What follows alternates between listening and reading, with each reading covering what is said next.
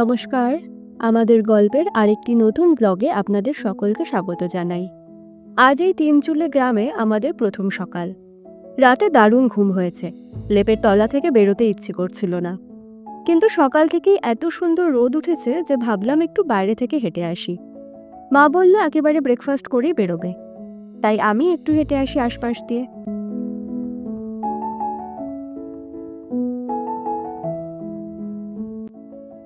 এই লনটায় কি সুন্দর রোদ পড়েছে দেখুন, এত আরাম লাগছে দাঁড়াতে।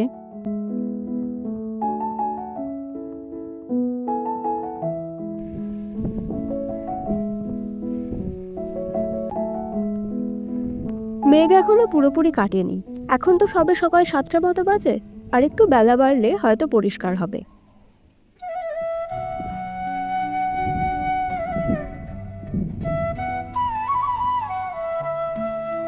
কাল যখন রাত্রে আমরা নামলাম, আমাদের হোমস্টের মালিক বলছিলেন ওই দিকে যে পাহাড়গুলো আছে ওগুলো নাকি কোনোটা গ্যাংটক, কোনোটা কালিম্পং, কোনোটা দার্জিলিং। তবে কোনটা যে কি সেটা এই মুহূর্তে বোঝার ক্ষমতা আমার নেই। তবে বাড়িঘর আছে প্রচুর, এটুকু বোঝা যাচ্ছে। তার মানে কোনো শহরও হবে। বাইরে এত আরাম লাগছে, মাকেও বললাম এসে দাঁড়াতে। আমি যাই, একটু নিচ থেকে হেঁটে আসি। উপর থেকে নেমে একটু নিচে এলাম, তবে বেশি দূর যাব না, কারণ এই রাস্তাগুলোয় না একটু বাঘের ভয় আছে, আর আমার একটু বেশি ভয়, সে কারণে যাব না। এখন যেদিকটা যাচ্ছি ওই দিকে রয়েছে একটা পাইন বন। এই যে চা বাগানগুলো দেখছেন, এগুলো সবই এখানকার স্থানীয় মানুষদের নিজস্ব বাগান। আমরাও এই হোমস্টেটায় যে চা খাচ্ছি সেটা ওদের নিজেদের বাগানেরই। চলুন আর একটু এগোই। আশা করি এত সকাল সকাল বাঘ উঠবে না, জানি না ওঠে কিনা। যতই প্রাণে ভয় থাকুক, এরম একটা রাস্তা দিয়ে হাঁটার সুযোগ কি ছাড়া যায়? তাই আরেকটু এগোই।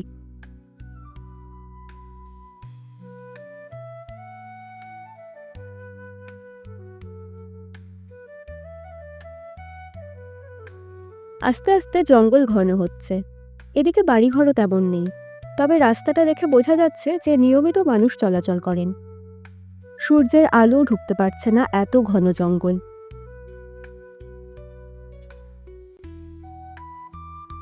তবে আর বেশি দূর গিয়ে লাভ নেই, এবার আলোয় ফিরি। এই গাড়িটাও আমাদের হোমস্টের দিক থেকেই আসছে। ও, আপনাদের তো বলাই হয়নি, আমরা যে হোমস্টেতে উঠেছি তার নাম পিস হোমস্টে। নামের সাথে জায়গার যে মিল আছে তা তো এখানে আসার পরই বুঝতে পেরেছি। এত শান্ত সুন্দর জায়গা, একদিন দুদিনে মন ভরে না। এই হোমস্টের কন্ট্যাক্ট ডিটেলস আমি ডিসক্রিপশন বক্সে দিয়ে দেব।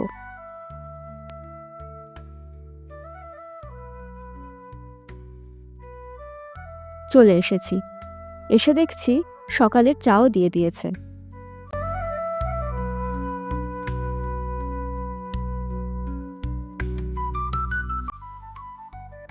সামনে হালকা কুয়াশায় মোড়া পাহাড়, আর কাপে গরম গরম দার্জিলিং টি। এ যেন প্রতিটা বাঙালির কাছেই বহু কাঙ্ক্ষিত মুহূর্ত। চলুন আমরাও এর স্বাদ নিই।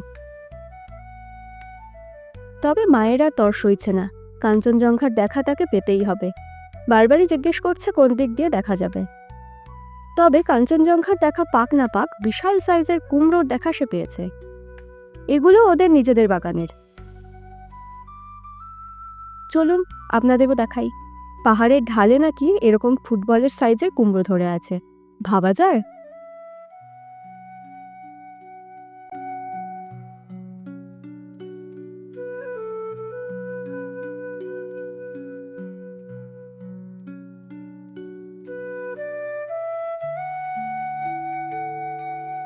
এদিকে উনি আমাদের ব্রেকফাস্টের আয়োজন করছেন। চলুন এবার খেয়ে নিই একটু। সকাল এখন প্রায় 8:30। বললো তো এই সাইডটা পুরো দেখা যাবে। এই সাইডটা, হ্যাঁ। কি জানি, বোঝা যাচ্ছে না। প্রথমে তো আমার তো মনে হচ্ছে এই জায়গাটা একটা নদী আছে, দেখো এখানে। এই যে ওখান দিয়ে তিস্তা মনে হয়, তিস্তা কালীধরাও পড়েছিল আসার সময়।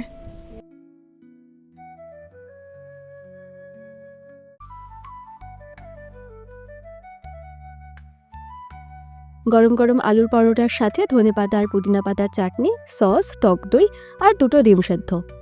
খেয়ে নিয়ে আমরা বেরিয়ে পড়েছি। উনি তখন বললেন ওদিকটায় নাকি একটা বুদ্ধিস্ট কেভ আছে। জানি না পাবো কিনা, তবে কাছেই রয়েছে গুম্বাদারা ভিউ পয়েন্ট। ওটায় গেলে নাকি কাঞ্চনজঙ্ঘার দেখা পাওয়া যেতে পারে। তাই আমরা প্রথমে ওখানেই যাব। রোদটাও এখন বেশ কড়া হয়েছে। বেশিরভাগ যারা এখানে ঘুরতে আসেন গাড়ি নিয়েই আশপাশের জায়গাগুলো ঘোরেন। তবে আমরা ঠিক করেছি পায়ে হেঁটে যতটা ঘোরা যায় ঘুরব। পাহাড়ের রাস্তায় যদি হেঁটেই না ঘুরলাম তাহলে আর কি পাহাড় বেড়ানোর মজা থাকে বলুন। ওই নিচ দিয়ে চলে গেছে আরেকটা রাস্তা। কি সুন্দর লাগছে না চারদিকটা, একেবারে যেন হাতে আঁকা ছবি। নিচের ওই ঢালটাতেও রয়েছে অনেকটা করে চা বাগান।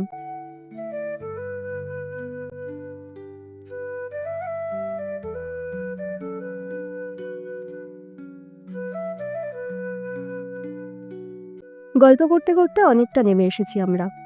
আর 10 মিনিট মতো গেলেই কুম্বাদারা ভিউ পয়েন্ট। এই গ্রামের নাম তিনচুলে হওয়ার কারণ হলো একে ঘিরে রয়েছে 3টে পাহাড়। আর এমনভাবে ঘিরে রয়েছে যে ওপর থেকে দেখলে মনে হয় যেন একটা উনুন বা চুলো। সেই থেকে এই গ্রামের নাম তিনচুলে। দার্জিলিং জেলার তাগদা ব্লকের আন্ডারেই এই গ্রামটা পড়ে।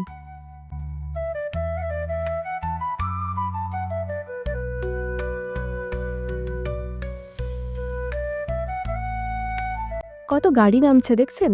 এরা সবাই এখানকার কোনো না কোনো হোমস্টেতে উঠেছিলেন হয়তো, আজ ফিরছেন।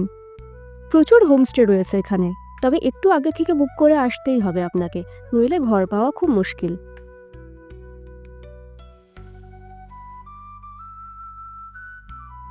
ওই যে নিচে লাল রঙের চাল দেওয়া বাড়িগুলো, ওটাও একটা হোমস্টে।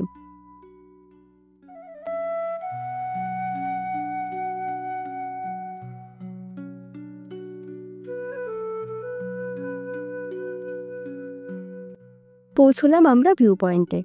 বেশ ভিড় আছে। আর এই যে অনেকক্ষণ অপেক্ষা করার পর তার দর্শন পেলাম, নিদ্রিত বুদ্ধ। বাড়ির ছাদ থেকে যদিও কখনো কখনো একে দেখা যায়, তবে ওটা ওই চিড়িয়াখানায় বাঘ দেখার মতোই ব্যাপারটা। এখন বঙ্কিমী ভাষায় বলতে ইচ্ছে করছে, আহা কি দেখিলাম, জন্ম জন্মান্তরেও ভুলিব না। এবার ফেরার পালা, লাঞ্চের সময় হয়ে এলো। আজকের ব্লগটা তাহলে এখানেই শেষ করছি। ব্লগটা ভালো লাগলে একটা লাইক, কমেন্ট ও শেয়ার করে দেবেন, আর পারলে একটু সাবস্ক্রাইবও করে রাখবেন। আজ আসি, দেখা হচ্ছে খুব তাড়াতাড়ি নতুন একটা ব্লগে।